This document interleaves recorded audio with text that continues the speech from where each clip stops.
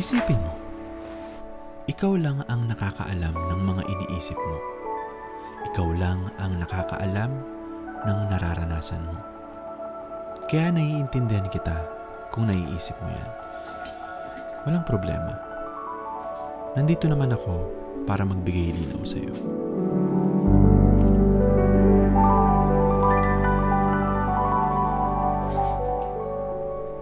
Madalas din akong sumuko, pero pinapahinga ko lang. Ganun ka rin siguro, hindi mo lang napapansin.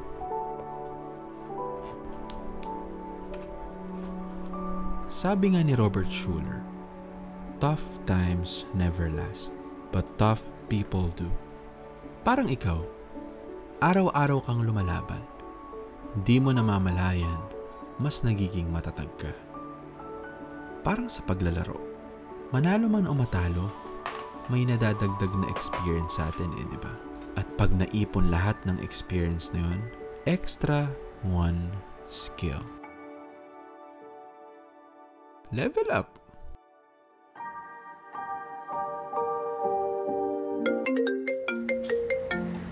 Hello, Tol. Tol, tara kain tayo. Sige. Sige. Handa akong manatili hanggang sa iyong pagkalma. Magsisilbing lakas mo tuwing nanghihina ka. Patatahanin kita kapag may problema ka. Dadamayan ka sa lahat, aking sinta.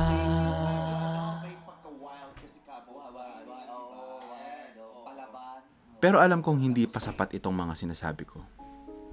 Alam ko, gets kita. Kaya let me introduce you to my best friend na alam kong isa sa mga nag-level up. Tara.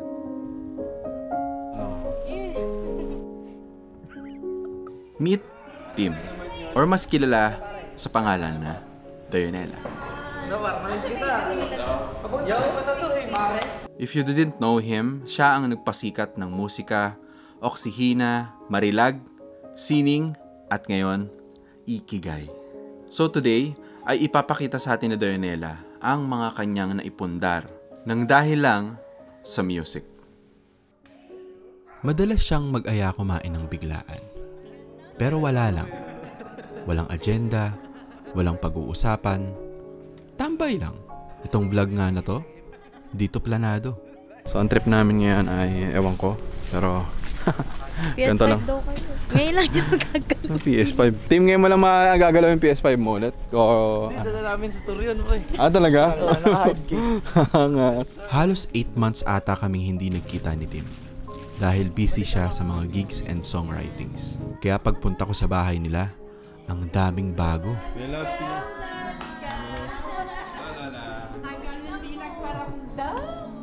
Ang dahil na nagbago dito guys, as in. Guys, iba na yung ano ni Tim. Dati ano lang yun. May ano na siya. Ano nga tawag dyan, P? Ang laki na ng TV, pre. Ganito lang kami nila Tim na pagka wala siyang gig. Tambay. Tambay lang. Ito pre, nabili ko na ito. Ito to.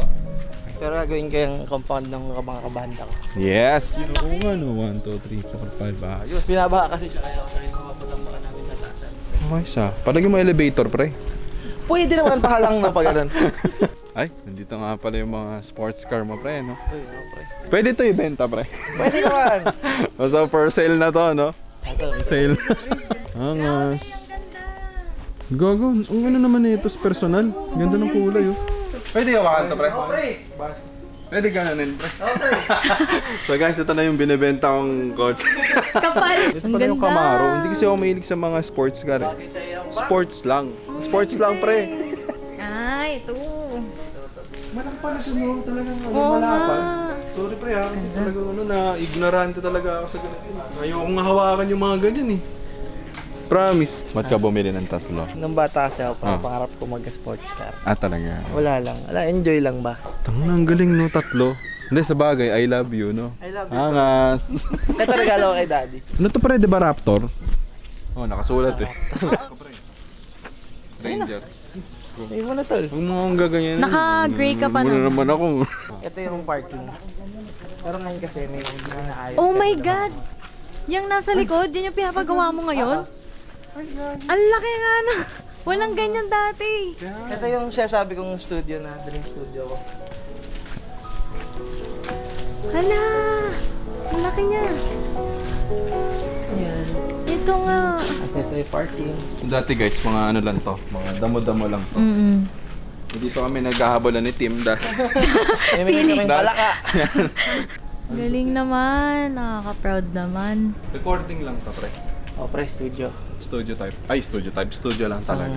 Studio, guest room, tsaka rehearsal studio. Alam mo, Bibi, pangarap ko yun eh, yung pag magpapagawa ang bahay, meron ng guest room. Kapag may guest room na, ibig sabihin, nakaangat ka na, pre. Yeah!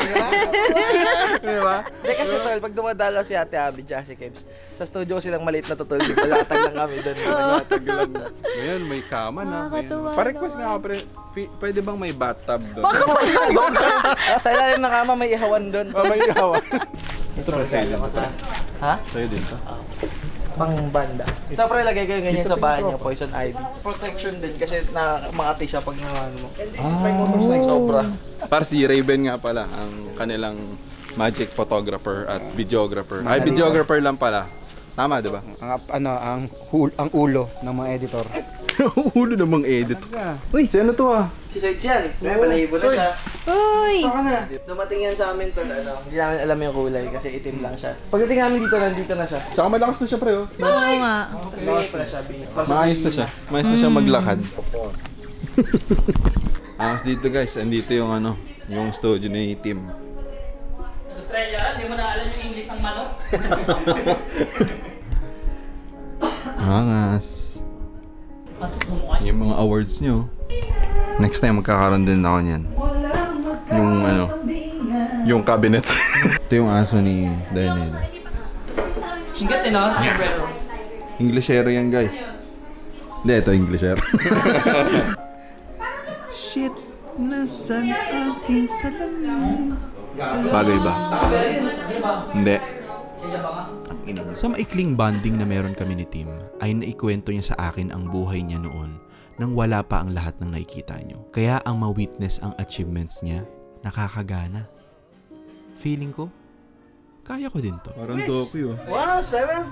Angas. Magkakaroon din ako niyan, pre. Omsim! Yun Ito pinakabago kong gitara, pre. Ito? Yes. Sa World Tour. Currently, ay Australia, Canada, and Australia. This is a Gibson Hummingbird. Uy, gagi. This is the magic bandana right here. Yan ang haba. Ba rin tarag nito. Ito bigay ni Kuya Omar B. Ito sa mga Ay, favorite. siya high minds. Ito yung pinakakilala mo to, si Misha, pre. Oo, pre. Yeah. Ito nung nabankrupt ako, tol, na-scam ako, naubos pera ko. Binenta ko lahat ng gitara ko. Kasi ito regalo sa akin ni Mami. Dito ko sinulat yung musika. Musika, yung sugal, baghari, sining dito. Diyan din natin sulot si ano, di ba? Oh, yung kanta mong lalampas! Oh! Napansin niyo bang marami kami? Best friend lahat ni Tim yan. Katulad rin natin si Tim noon. He's about to give up din. But he has this amazing support system na naniniwala sa kanya at nakikinig sa kanya. Shoutout din to Dionella family also, no? Kumusta yung feeling mo ngayon, pre? Ngayon, masaya ako dahil may trabaho na yung mga kabanda ko. Hindi nila iniisip yung financial. Habang masaya silang lahat. Oo nga. That's the point. Kasi alam mo pre, yung mga sessionist ko, Oo. hindi na sila sessionist technically kasi nung mga nagsisimula ako tol. Diba, nasa tugtog ako sa bar, sa bistro, ganun. Oo. Route 196. Ano tol, sumasama sa akin yung mga yan. Kahit walang bayad. Talaga? Well, may bayad pa rin tol. Diba, dati tol, nagka-gig kami, 15K. Tapos di pa kami sure kung magka-cancel. Tol, wala nang tira sa akin kasi binibigay ko sana. May natatanggap sila, pero kasi pre, kulang na kulang yung binibigay ko. 1K, si 1K. Si Errol, taga Baguio pa. Yan sabi ko, tol, ano lang, dikit lang kayo sa akin pag lumaki ako. lumaki yung music ko. Hindi ko kaya bibigyan ng standard. Tapos ngayon, yung TF ko, nakabase yung TF nila sa TF ko. Hahatiin ko yun ng depend na equal kami. Nakakatuwa kasi nakabili na ng mga pundar na pampamilya. Pamilyado na yung mga banda ko, pre. Oh, alam mo kanina, alam ko kasi yung kwento ni Errol eh. Hindi ko alam kung bakit ko alam, pero parang siguro napahapyawan siguro ako ni Errol or napahapyawan mo ako. Sa kanya ako pinaka talagang natuwa kasi ang usapan na bibili na siya ng Pick up. Pick up. Ang galing. Tol, sabi ko sa'yo, tol, kung babalikan mo yung dating mga chat namin, no? Hira mo kaya na, tol, may ano ka dyan? 11. Kasi mag-go 50 ako eh. Go sir 50. Tapos parang pera ko ano lang. Parang 39. Pero may 11 ka. Pang go sir 50. Ganun mo rin. Tapos wala lang. Binalikan namin last time. Parang kailan lang. Parang nandito tayo. Nakaupo lang. Sinusulat mo yung Sining. Sining pa yan, pre. Tol, may paparinig ako sa'yo. Ngayon? Kanta namin ni Kasi guys, nung di pa sobrang gawa yung sining, talagang, ako, nagmamanifest lang kami dito, no? Oo, pre. Parang Alam mo yung ano, yung original intro na sining, di ba? Song of the Year! 2024! Ang galing lang kasi, nung pinarinig sa akin ni Tim yun, wala pa si JR eh. Wala pa si JR nung... Naghanap pa ako ng perfect collab, no? Dati ganun lang tayo, nag-manifest lang. Pero ngayon, nag-hit talaga, pre. Ibigay ni Lord yung deserve mo. Depende sa kung ano yung... Bukod sa sipag, kung ano yung purpose mo sa gagawin mo. Tama. If para sa mga musician na magsisimula, kung magsa-start kayo dahil gusto nyo sumikat o yumaman, huwag nyo nang ituloy. Pag di nyo na-reach yun, titigil kayo agad eh. Nata-timing lagi na pag may bago si Tim na ano. Nandito. May bago siyang ilalabas. Nandito ako. Ewan kung bakit. Lucky charm yata yung... Ewan ko, ganun talaga. Eto tol, kasi di ba nagdidilang. Be honest. Lalo na sa sarili mo. Hindi ito paramihan ng panalo, kundi ito ay paramihan kung paano ka tumayo sa pagkatalo. Alam kong minsan gusto natin mapag-isa. Para makapag-isip-isip. Gets kita. Pero minsan nakaka-addict din yan. Kaya pag napansin mong you're about to give up, Tell it to someone. Be honest. You are worth it. Your existence is enough. Don't give up. Okay? Kahit gaano man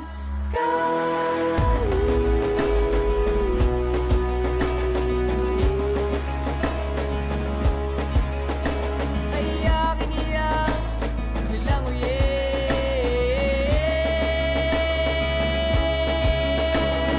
Sasagupin kita, sasagupin kita, sasagupin kita.